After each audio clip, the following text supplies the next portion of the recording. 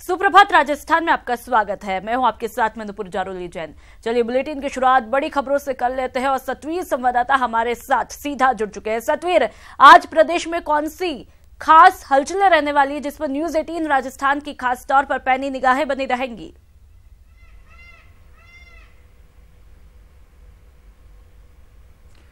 जी बिल्कुल, खास खबरों की अगर बात कर लें तो सबसे पहले मुख्यमंत्री वसुंधरा राजे के दौरे की बात कर लेते हैं। मुख्यमंत्री वसुंधरा राजे डूंगरपुर दौरे पर रहेंगी और 28 जून तक वो डूंगरपुर दौरे पर रहेंगी। इस दौरान विभिन्न जो कार्यक्रम है उसमें शिरकत वो करेंगी। चित्तौड़गढ़ में महाराणा प्रताप की जो मूर्ति है उसका अनावरण करने का उनका कार्यक्रम है। इसके साथ ही उनका सांवलिया जी जाने का भी कार्यक्रम है, जहाँ पर ध्वजा दंड स्थापना समारोह में वो शिरकत करेंगी और इसके साथ ही वहाँ पर मंदिर में जाकर दर्शन भी करेंगी।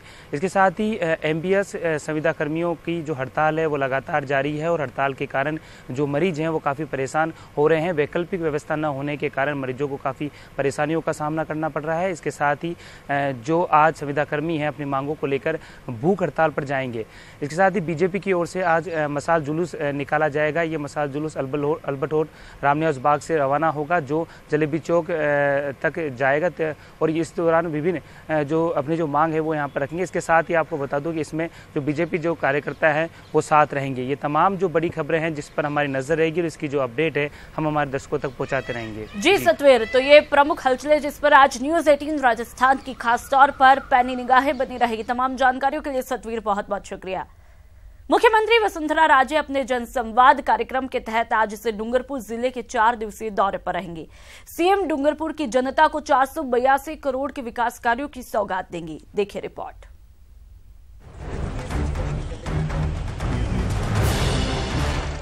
जनसंवाद कार्यक्रम की कड़ी में सीएम राजे 25 जून को करीब 1:30 बजे हेलीकॉप्टर से डूंगरपुर पुलिस लाइन पहुंचेंगी। इसके बाद सीएम राजे शहर के प्रताप सर्कल जाएंगी और वीर शिरोमणि महाराणा प्रताप की प्रतिमा का अनावरण कर आम सभा को संबोधित करेंगे। इसके बाद सीएम राजे नगर परिषद की ओर से निर्मित राजमाता विजया राजे सिंधिया ऑडिटोरियम और उनकी प्रतिमा का लोकार्पण करने के साथ करोड़ों के विकास कार्यों की सौगात देंगी और डूंगरपुर विधानसभा के प्रबुद्धजन मंडल के पदाधिकारियों के साथ जनसंवाद करते हुए जमीनी धरातल पर सरकार की योजनाओं की हकीकत जानेगी। राजस्थान की ओजस्वी मुख्यमंत्री का दौरा डूंगरपुर शहर में लंबे समय के इंतजार के बाद प्रारंभ होगा, जो 4 दिन का रहेगा। माननीय मुख्यमंत्री जी 1:30 बजे प्रताप सर्कल के ऊपर महाराणा प्रताप की मूर्ति का लोकार्पण करेंगे। उसके बाद जनसंवाद का कार्यक्रम होगा, उसमें अनेकों शहर को सौगातें दी जाएगी। इसके अंदर हमारे द्वारा लंबे समय से विजय राजा सिंधिया जी के नाम से ऑडिटोरियम का निर्माण किया गया था, वह अपने आप में एक ऐतिहासिक निर्माण है। इसके अलावा हमारे द्वारा मैरिज हॉल, धर्मशाला, इसका भी लोकार्पण माननीय मुख्यमंत्री जी करें। अपने 4 दिन के दौरे के तहत सीएम राजे जहां विधानसभावार लोगों और कार्यकर्ताओं से मुलाकात करेंगी, वहीं 482 करोड़ के विकास कार्यों का लोकार्पण और शिलान्यास करेंगी। आइए बताते हैं सीएम किन किन कार्यक्रमों का लोकार्पण और शिलान्यास करेंगी। 189 करोड़ की लागत से मेडिकल कॉलेज का उद्घाटन। 416.90 लाख की लागत से राजमाता विजया राजे सिंधिया ऑडिटोरियम का उद्घाटन। 238.36 लाख की लागत से पंडित दीनदयाल उपाध्याय मैरिज हॉल का उद्घाटन। 35.17 लाख की लागत से महाराणा प्रताप की प्रतिमा का अनावरण। 153.95 लाख की लागत से चित्री 132 kV GSS का लोकार्पण। 3698 लाख की लागत से नीलकंठ महादेव मंदिर मोरन नदी पर पुल का शिलान्यास। 449.26 लाख की लागत से कालूसेड़ा एनीकट का शिलान्यास।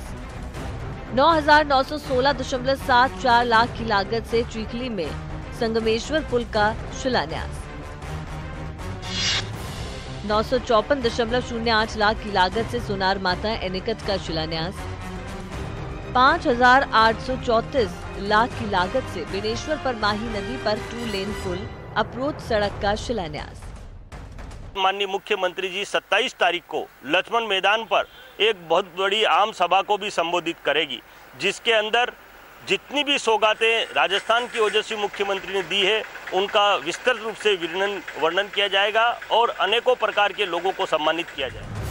इधर अपने दौरे के दौरान सीएम राजे सागवाड़ा विधानसभा क्षेत्र के भीलुड़ा में रघुनाथ मंदिर, गलियाकोट दरगाह, 84 के पीठ सालेरेश्वर शिव मंदिर और आसपुर विधानसभा क्षेत्र के बेणेश्वर धाम पर हरि मंदिर व शिव मंदिर में पूजा अर्चना के साथ साधु संतों का आशीर्वाद लेंगे।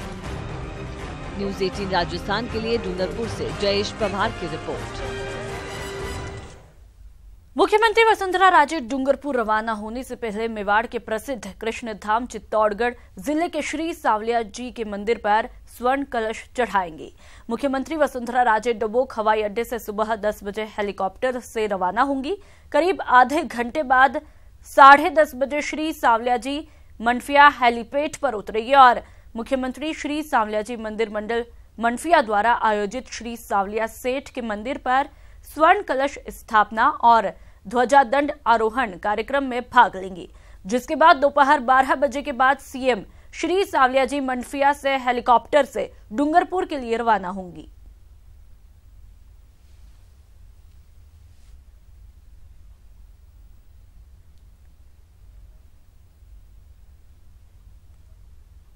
रविवार को राजधानी जयपुर में कांग्रेस ने सामाजिक समरसता सम्मेलन कर बीजेपी पर एक के बाद एक जमकर प्रहार किए।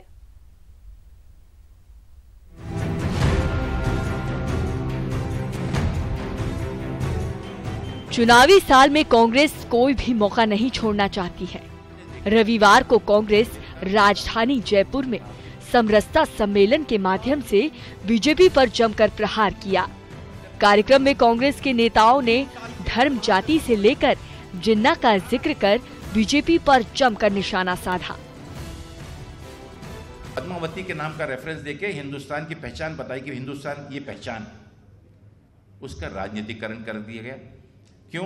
क्योंकि 2 राज्यों में चुनाव थी। इसलिए इस बात को समझने की जरूरत है कि धर्म के नाम पर देश नहीं चल सकता और कामयाब नहीं हो सकता। भारतीय जनता पार्टी की जो इमारत बनती है उसके अंदर जातिवाद की ईंटें लगती हैं और धर्म का मसाला लगाते हैं। कार्यक्रम में बीजेपी पर आरोप लगाते हुए कांग्रेस सांसद रघु शर्मा ने कहा कि बीजेपी हर चुनाव में धारा 370 और राम मंदिर का मुद्दा उठाकर जनता को गुमराह करती आ रही है। 5 या 6 चुनाव जब चुनाव आते इस देश के सेकुलर फैब्रिक को खतरा वो लोग पैदा करते हैं जिनके पास नीतियां नहीं है, जिनके पास कार्यक्रम नहीं है, जो इस देश को आगे बढ़ाने के बारे में कोई विजन नहीं रखते। और यकीन मानिए कि हिंदू के दिल में और मुसलमान के दिल में, ईसाई के दिल में, क्रिस्तान के दिल में कोई अंतर उस अल्लाह ताला ने, उस ईश्वर कांग्रेस के सामाजिक समरसता सम्मेलन का फोकस सामाजिक समरसता से ज्यादा बीजेपी की नीतियों को कोसने पर रहा। विधानसभा चुनाव नजदीक है, इसलिए अब हर सम्मेलन में राजनीति का तड़का ही ज्यादा दिख रहा है। गोवर्धन चौधरी, जयपुर, न्यूज 18 राजस्थान। पाकिस्तान के संस्थापक मोहम्मद अली जिन्ना को लेकर एक बार फिर सियासी बयानबाजी का दौर शुरू हो गया है। कांग्रेस के सामाजिक समरसता सम्मेलन में जिन्ना का मुद्दा प्रमुखता से छाया रहा। कांग्रेस अल्पसंख्यक विभाग ने अध्यक्ष नदीम जावेद ने कहा कि जिन्ना खुद को मुसलमान कहते थे, लेकिन जिन्ना कर्म से मुसलमान नहीं थे। जिन्ना दाढ़ी नहीं रखते थे और जिन्ना शराब पीते थे।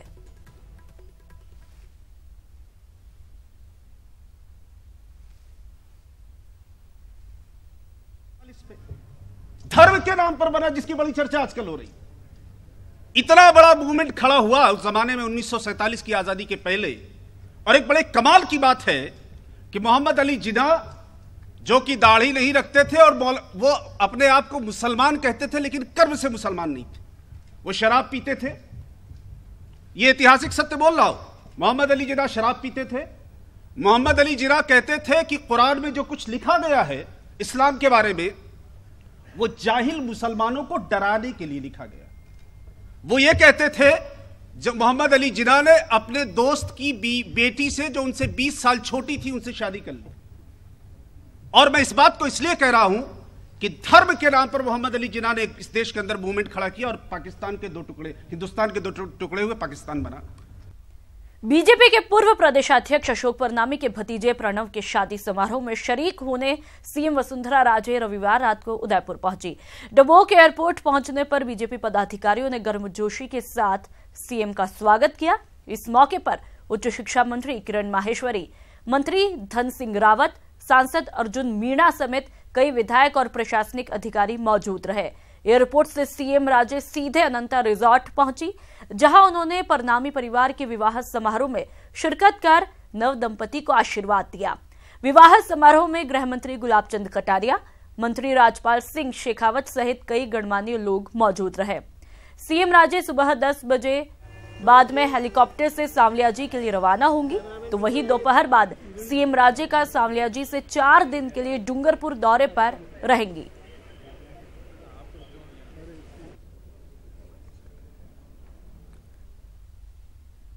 और अब बात कोटा की कर लेते हैं। कोटा संभाग के सबसे बड़े एमबीएस अस्पताल में करीब 500 संविदा कर्मियों की हड़ताल जारी है। रविवार को संविदा कर्मियों ने सद्बुद्धि यज्ञ कर अस्पताल प्रशासन के खिलाफ आक्रोश जताया। संविदा कर्मियों ने नारेबाजी की और धरना देकर प्रदर्शन किया। कर्मियों की हड़ताल से एमबीएस अस्पताल में व्यवस्था पूरी तरह से चरमरा गई है। संविदा कर्मियों ने आज से भूख हड़ताल करेंगे और आज 5 कर्मी भूख हड़ताल पर बैठेंगे। यज्ञ किया ताकि प्रशासन सरकार हमारे इसको यज्ञ को देख के उनकी बुद्धि जागृत हो, ताकि हमारी मांगे जल्दी स्वीकृत कर लें, ताकि हम जल्दी से जल्द, ताकि मरीजों को कोई परेशानी नहीं हो और जल्दी से जल्दी हमारी मांग पूरी करें तो हम जल्दी से कार्य पे लौट जाएं। जब तक मांगे पूरी नहीं हो जाती हैं हम लोग इसी तरीके से यहाँ पे बैठे रहेंगे, अपनी मांगे मनवाने की पूरी कोशिश करेंगे। काम छोड़ के बैठना किसी को भी पसंद नहीं है, पर इतने कम वेतन में कोई भी काम करने का इच्छुक भी नहीं है। रविवार को प्रतापगढ़ में बैकऑफ बदमाशों ने एक एलआईसी एजेंट पर जानलेवा हमला बोल दिया। बदमाशों ने दुकान पर बैठे एलआईसी एजेंट विजय जैन पर फायरिंग कर दी और फायरिंग में विजय जैन बाल बाल बच गए और गोली लकड़ी की चौखट में जा लगी। विजय जैन ने कोतवाली पहुंचकर रेहान अहमद निवासी के खिलाफ मामला दर्ज करवाया। सूचना पर पुलिस मौके पर पहुंची और घटना की जानकारी ली। पुलिस ने जिले भर में नाकाबंदी करके बाइक सवार युवकों की तलाश शुरू कर दी है। विजय जैन ने बताया कि पहले भी आरोपी रेहान ने उसे फोन पर धमकाया था और 5 लाख रुपए की फिरौती भी मांगी थी। विजय जैन ने रेहान अहमद पर ही फायरिंग करवाने का आरोप लगाया है। अलवर में बर्थडे पार्टी की खुशी उस वक्त मातम में बदल गई जब हर्ष फायरिंग के दौरान एक शख्स की मौत हो गई। और क्या है पूरा मामला, देखिए रिपोर्ट में।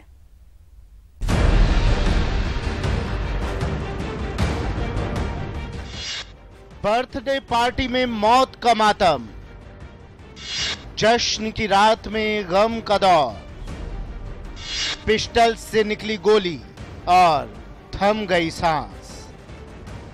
फायर किया, चाचा वो आगे थे हमारे चाचा, और उन्होंने जैसे ही बंदूक उठाई वो टिगर दबा दिया और उनके सिर में गोली लगी। सुना आपने कैसे जश्न की रात बदल गई मौत के मातम में। जहां बर्थडे की खुशियों में लोग गोते लगा रहे थे, पिस्टल की निकली गोलियों ने सबको आंसुओं के सागर में डुबो दिया और अपने ही साथी की गोलियों का शिकार हो गया सुंदर रावत। दिल दहला देने वाली ये घटना अलवर जिले के मुंडावर थाना के भेडंटा गांव की है, जहां एक बर्थडे पार्टी में दिल्ली पुलिस के जवानों ने अपने सरकारी हथियारों का गलत इस्तेमाल करते हुए हर्ष फायरिंग की और जिस दोस्त ने उन्हें पार्टी में बुलाया था वो ही इनकी गैर कानूनी करतूत का शिकार बन गया। इस घटना में 2 महिलाएं भी घायल हुई हैं। फायर किया, चाचा वो आगे थे हमारे चाचा, और उन्होंने जैसे ही बंदूक उठाई वो टिगर दबा दिया और उनके सिर में गोली लगी। मैं एक का नाम है राजू, एक का नाम है अनिल। ये दोनों दिल्ली पुलिस में हैं और इनके पास सरकारी वो जो रिवॉल्वर कह लो या पिस्टल कुछ भी जो भी उसी से फायर किया है। हाँ, उसी से उन्होंने फायर किया है जो सरकारी है। सुंदर को गोली लगते ही पार्टी में अफरा तफरी मच गई। आनंद फानन में उसे भिवाड़ी अस्पताल ले जाया गया, जहां डॉक्टर्स ने उसे मृत घोषित कर दिया, जिसके बाद परिजन शव को अस्पताल में ही छोड़कर फरार हो गए। मौके पर पहुंची पुलिस मामले की जांच में जुटी है।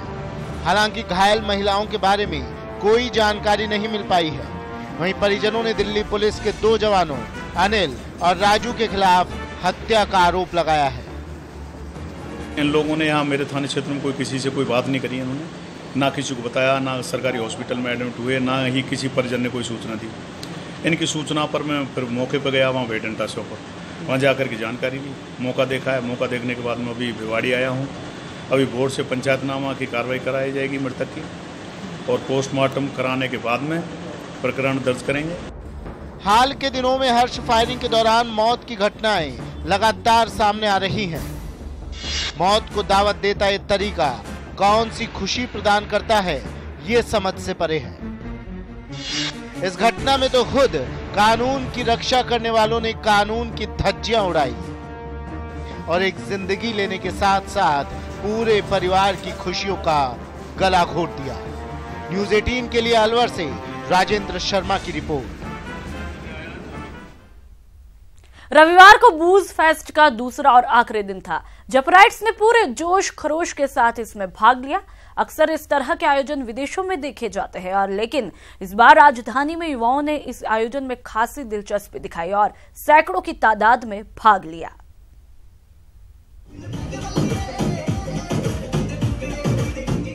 बूज फेस्ट बेहद जोशो खरोश के साथ संपन्न हुआ। जयपुर हाइट्स ने यहां जमकर एंजॉय किया। खाने पीने के स्टॉल से लेकर बच्चों के गेमिंग जोन, सब तरह की व्यवस्था की गई थी। हालांकि बच्चों की बजाय युवा यहां ज्यादा नजर आए।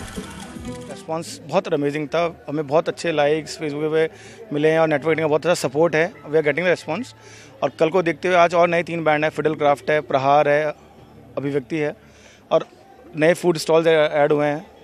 तो it's a fantastic response from all the crowd. आपको देखो, आप अंदर जाओगे, आप लगेगा कि नया जयपुर डेवलप हो रहा है। बूज फेस्ट के बाद आयोजक बेहद उत्साहित नजर आ रहे हैं। इनका कहना है कि इस फेस्ट के बाद उन्हें देश के अलग अलग हिस्सों से फोन आ रहे हैं और वो चाहते हैं कि उनके यहाँ भी इस तरह के फेस्ट का आयोजन किया जाए। एकदम में मन की बात छिली। आज सुबह से 3 फोन आ चुका है, इंदौर से फोन आ चुका है, पुणे से फोन आ चुका है कि सर ये TVF वहाँ भी करना है आपको। मैं सरप्राइज्ड हूँ power of social media and TV की, मतलब कहाँ तक पहुँच गया है।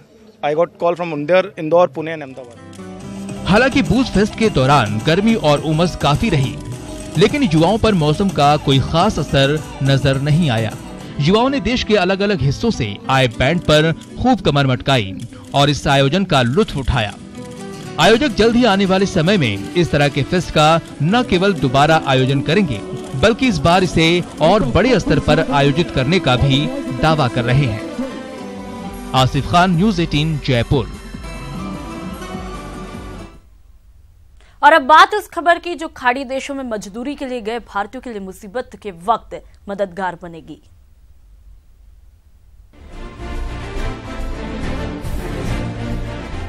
करीब 2 साल पहले दुबई एयरपोर्ट पर एक भारतीय मजदूर के साथ जो कुछ हुआ, उसने कोटा के युवा इंजीनियर पल्लव को इस कदर झकझोर दिया कि उसने भारतीय मजदूरों को मुसीबत के वक्त घर जाने या फिर किसी रिश्तेदार को बुलवाने के महंगे हवाई जहाज के टिकट से छुटकारा दिलवाने का नायाब प्रोजेक्ट तैयार कर दिया। सैलरी इतनी कम रहती है कि फ्लाइट का औसतन जो प्राइस है वो इनकी सैलरी का दुगुना रहता है। ऐसे केस में अगर ये स्कीम से जुड़े हुए हैं तो इनको आने जाने का खर्चा जो है फ्लाइट का वो हाथों हाथ मिल जाएगा, जैसे डॉक्यूमेंट प्रोड्यूस करेंगे वो लोग। दूसरा बेनिफिट ये है कि अगर ये लोग बीमार हैं, सब लोग की फैमिली है, पर वर्कर लोगों की जो बेनिफिट रहते हैं वो अपने जैसे नहीं रहते बाकी लोगों के जैसे। तो अगर कोई बीमार है तो अकेला है, वहाँ पे कोई देख रेख करने वाला है नहीं उसका। ऐसे केस में एक रिश्तेदार इनका, जैसे फॉर एग्जांपल इंडिया से UAE आ सकता है, उसका आना जाने का खर्चा भी ये स्कीम कवर करती है। और ये स्कीम का जो अभी प्राइस है वो $2 से कम है साल भर के लिए। तो अगर आप ज़्यादा बेनिफिट इसमें कुछ कम से कम $2000 के बेनिफिट है और आपको सिर्फ $2 में एनरोलमेंट हो जाता है। एक रिपोर्ट के मुताबिक करीब 6 मिलियन लोग दुबई में कार्यरत हैं। पल्लव झा का ये अनूठा प्रोजेक्ट सस्ता होने के चलते मजदूरों के स्वाभिमान और विश्वास पर खरा उतरकर फायदेमंद साबित हो रहा है। मैं इसलिए आइडिया आया, फिर मैंने इनका सर्वे किया। सर्वे करता गया तो मुझे कॉन्फिडेंस आता गया कि भाई ये तो काफ़ी सही ऐसा इनका नीड है कि ये लोग और औसतन एक बार जाते हैं 2 साल में, 2 से 2.5 साल में घर अपने फैमिली को लेकर। खाड़ी देशों में अक्सर भारतीय मजदूरों के फंसने और वापस वतन नहीं लौटने का दर्द सोशल मीडिया पर नजर आता रहता है। ऐसे में इस प्रोजेक्ट को भारत सरकार की मदद से विदेशों में मजदूरी करने वालों के लिए और फायदेमंद बनाया जा सकता है। कोटा से न्यूज 18 के लिए शाकिर अली की रिपोर्ट। बाड़मेर शहर का भगवान महावीर टाउन हॉल अपनी उपेक्षा पर जार जार आंसू बहा रहा है। छत का प्लास्टर गिर रहा है, रही सही कसर बिजली के तार पूरी कर रहे हैं जो जगह जगह खुले हैं।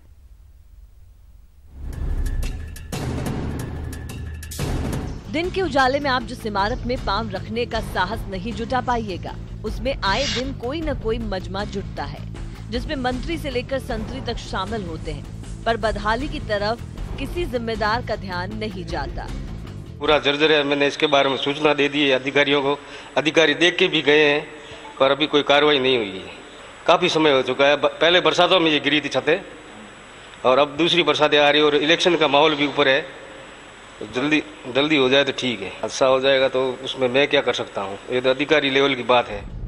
एक तरफ नगर परिषद स्वच्छता का ढोल पीट रही है, जबकि दूसरी तरफ टाउन हॉल परिसर में कदम कदम पर गंदगी और कचरे का अंबार है। कलाकारों के तैयार होने के लिए बने ग्रीन रूम में भी कुछ ऐसे ही हाल है, पर नगर परिषद आयुक्त का कहना है कि अगस्त तक काम पूरा कर दिया जाएगा। टाउन हॉल क्षतिग्रस्त हो गया है, उसका लगभग 29 लाख का एस्टीमेट बन के टेंडर जारी किए जा चुके हैं। तो मैं सोचता हूँ लगभग महीने 1.5 महीने में इसके हालात सही हो जाएंगे। 21 दिन की प्रक्रिया रहती है, लगभग 30 दिन की प्रक्रिया रहती है टेंडरिंग में, तो आप माने अगस्त तक इसके कुछ कायाकल्प होंगे। एक तरफ जहां जिला स्तर पर रंगमंच का एकमात्र ठिकाना भगवान महावीर टाउन हॉल दुर्दशा की मार झेल रहा है, वहीं दूसरी तरफ नगर परिषद के पास तयशुदा जवाब के अलावा कुछ नहीं है। न्यूज 18 राजस्थान के लिए बाड़मेर से प्रेमदान देथा की रिपोर्ट। और इस बुलेटिन में फिलहाल इतना ही। नमस्कार।